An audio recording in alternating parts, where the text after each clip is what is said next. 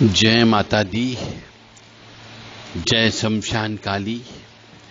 Cream क्रीम क्रीम रिम रिम होम होम दक्षिण काली के क्रीम क्रीम क्रीम रिम रिम होम होम क्रीम क्रीम क्रीम रिम रिम होम होम शमशान काली के क्रीम क्रीम क्रीम रिम रिम होम होम क्रीम क्रीम क्रीम रिम रिम होम होम भय भद्रकाली के भय क्रीम क्रीम क्रीम रिम रिम होम होम ओम होम काली महाकाली किलकिले फट काली काली महाकाली काली के पापनाशिनी खड़ग हस्ते मुंड हस्ते काली काली नमस्ते। देव राधा ट्रस्ट सत्यवाणी चैनल से आप तंत्र से बाधा से संबंधित केस स्टडी के बारे में सुन रहे हैं। सत्य घटना और सत्य केस स्टडी आज हम आपके सामने प्रस्तुत कर रहे हैं। शायद हो सकता हो हमारी कोई बहन बेटी माता के ऊपर भी ऐसी घटना घटित हुई हो। बड़ी गौर से सुनिएगा। और यदि ऐसी घटना घटित हुई है और बारंबार घटित हो रही है तो इसका इलाज संभव है। आप संपर्क कर सकते हैं हमसे। 100% गारंटी के साथ इलाज होगा। यदि आप अभी जो मैं बोलने जा रहा हूं इस प्रकार की कोई परेशानी से पीड़ित हुए हैं या वर्तमान में भी पीड़ित हो तो तंत्र विद्या बहुत ही सत्यानाशी विद्या होती है।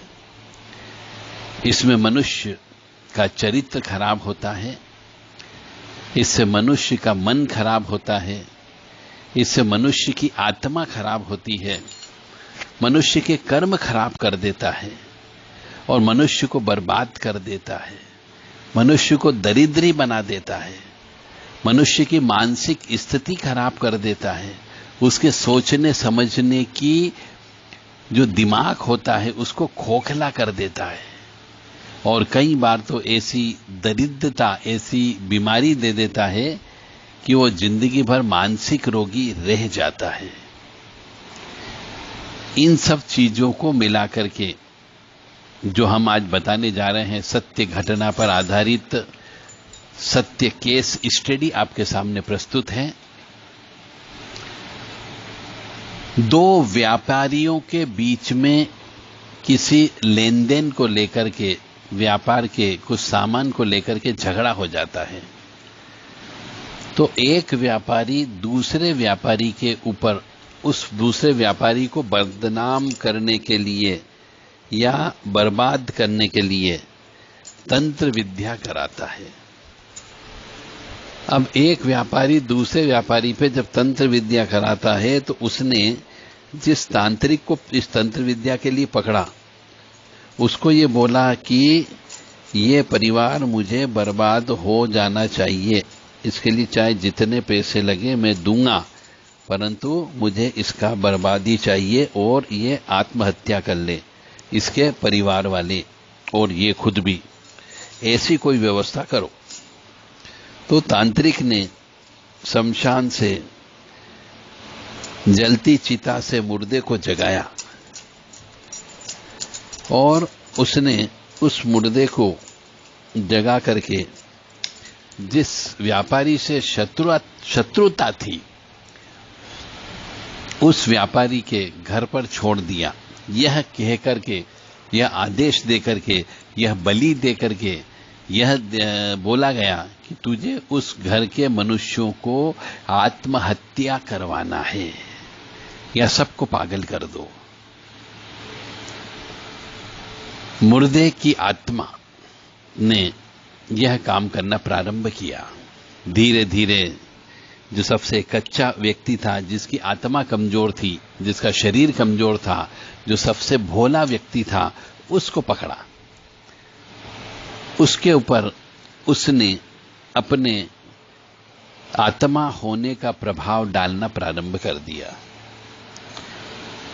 जैसे जैसे आत्मा का प्रभाव उसके ऊपर पड़ने लगा, उसकी विद्या, पढ़ाई लिखाई, सोचने की शक्ति कम होती गई, बीमारी लगने लगी, पागलपन की अवस्था में जाने लगे।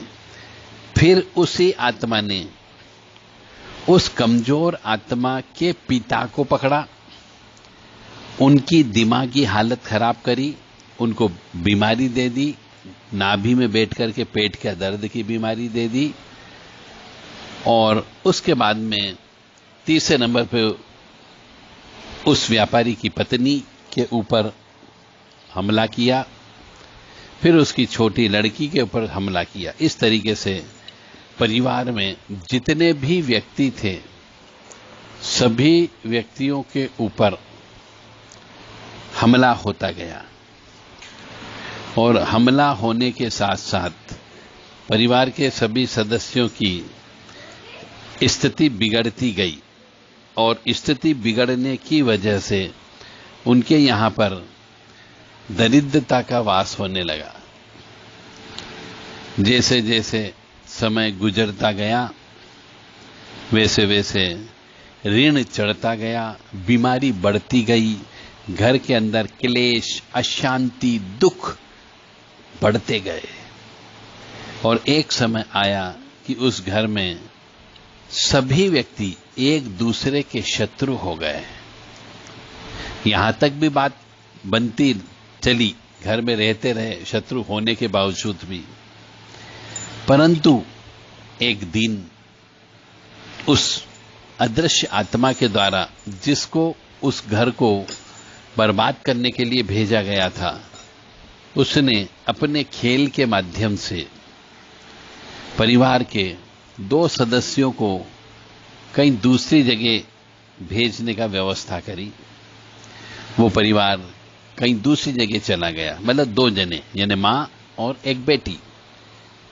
परंतु परिवार के अंदर पिता और एक पुत्री घर पर रह गए। जिस दिन वो पिता पुत्री एक साथ घर के अंदर थे, उस आत्मा ने जिसको भेजा गया था घर बर्बाद करने के लिए, आत्महत्या करने के लिए, उसने पिता के शरीर के अंदर प्रवेश करके उस पिता के द्वारा अपनी बेटी के साथ में सहवास कर लिया गया।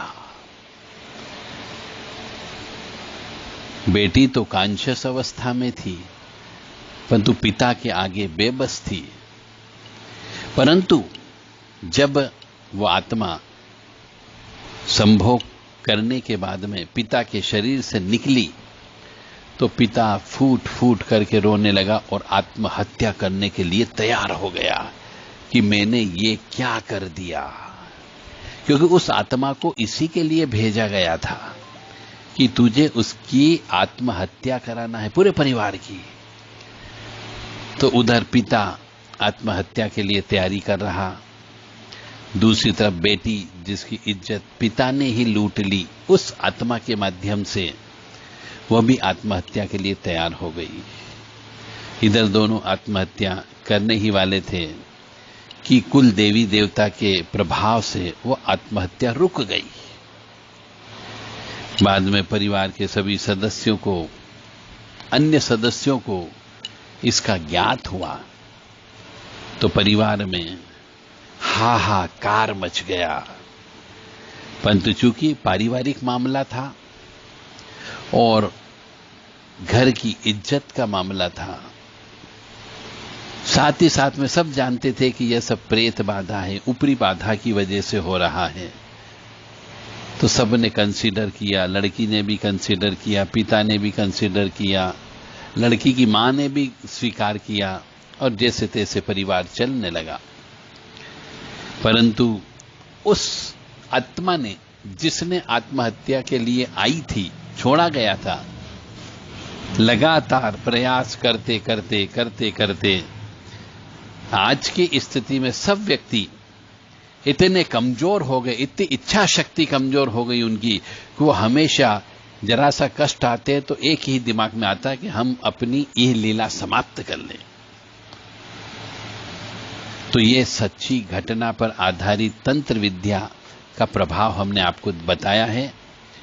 तो मेरा आप सबसे पुनः निवेदन है, और मैं सभी में आप सबसे हाथ जोड़ के प्रार्थना करता रहता हूं, आज भी कर रहा हूं, कि यदि किसी भी परिवार में इस प्रकार की कोई तंत्र विद्या हो गई हो, कोई ऊपरी बाधा आ गई हो, कोई एबनॉर्मल एक्टिविटी करने लगा हो, एबनॉर्मल बातचीत करने लगा हो, असामान्य व्यवहार हो गया हो, असामान्य खाना खाने लगा हो, असामान्य तरीके से कपड़े पहनने लगा हो, असामान्य तरीके से उठने लगा हो, तो फिर समझ जाइए ऊपरी बाधा लग गई है। घर में किसी भी लड़की को, किसी भी स्त्री को कोई जरूरी नहीं कि वह सुरक्षित रह सके। जब हमने भी इस घटना को सुना तो हमारी भी रूह कांप गई, हमारे रोंगटे खड़े होने लग गए कि ऐसे भी कुछ तांत्रिक होते हैं और ऐसी भी कुछ आत्माएं होती जिनका बंधन करके इस प्रकार का कृत्य कराया जाता है। यह बहुत ही निकृष्ट कर्म होता है। व्यक्ति जो भेजता है उसका फल अवश्य भोगेगा और जिसने कराया वो भी भोगेगा, परंतु अभी वर्तमान में वह परिवार जैसे तैसे अपनी सांसें गिन रहा है और चल रहा है। कोई भरोसा नहीं कब किस दिन उस परिवार के कौन सा सदस्य की अंतिम समय हो, अंतिम सांस हो, यह किसी को नहीं मालूम। जय माता दी, जय मां कामाख्या। यदि किसी को भी इस प्रकार की परिवार में किसी बहन बेटी के साथ में घटना घटित हुई हो जो हमने आपके सामने प्रस्तुत की, तो वह बहन बेटी वह स्त्री देव राधा ट्रस्ट सत्यवाणी चैनल से संपर्क कर सकती है अपनी सुरक्षा के लिए और तंत्र बाधा कटवाने के लिए। 9893128047, 7987237885 और 7649862712 ये व्हाट्सएप नंबर है। इन व्हाट्सएप नंबर पर आप संपर्क करके अपनी इस प्रकार की जो राक्षसी प्रवृत्ति वाली कष्ट है इससे निजात पा सकती है। जय माता दी, जय मां कामाख्या।